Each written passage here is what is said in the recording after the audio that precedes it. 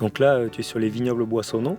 C'est un domaine familial qui a été créé en 1839 par Pierre Boissonneau. Donc nous sommes avec Nicolas la 6e génération de vignerons sur le domaine. Notre domaine, qui fait aujourd'hui 55 hectares, est situé dans la partie que l'on appelle entre-deux-mers. Donc c'est dans la zone de production de Bordeaux et il y a différentes zones, dont l'entre-deux-mers. Donc nous produisons des vins de Bordeaux, de l'entre-deux-mers, et également on a un petit domaine en Côte du Marmandais qui est le département limitrophe à la Gironde et qui est juste à 1 km d'ici.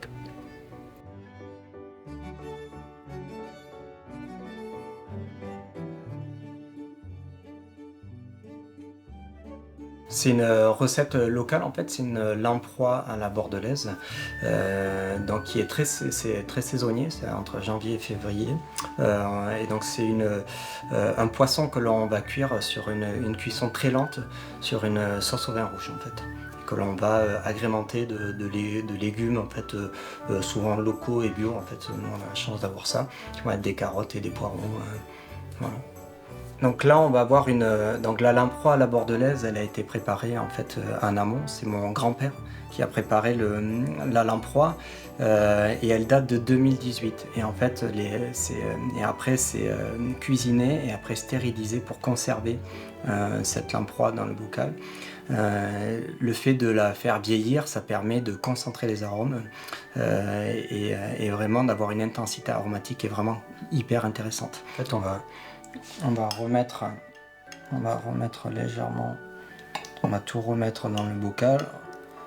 Il faut y aller en fait assez doucement parce que la viande en fait, je dis la viande d'ailleurs, c'est le poisson à cuire pendant longtemps et donc c'est vrai que ça a tendance à se séparer un petit peu, ça va venir, c'est ultra fondant en fait, on dirait juste une sauce mais il y a vraiment des morceaux de lamproie dedans.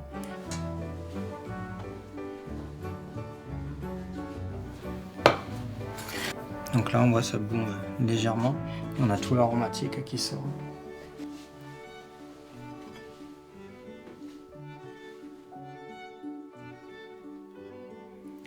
Voilà, du coup on va regarder, ça peut donner un peu crémeux et ça a une belle acidité, donc je pense qu'avec la lamproie qui est quand même de la matière en fait, ça va, l'équilibre il va être bon en fait. Soit on peut le mettre là, là on sait qu'on va le manger directement.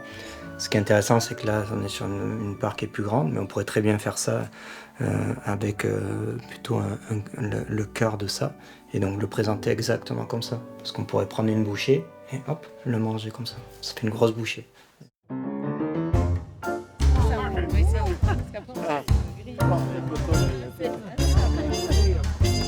Ça valait le coup d'attendre.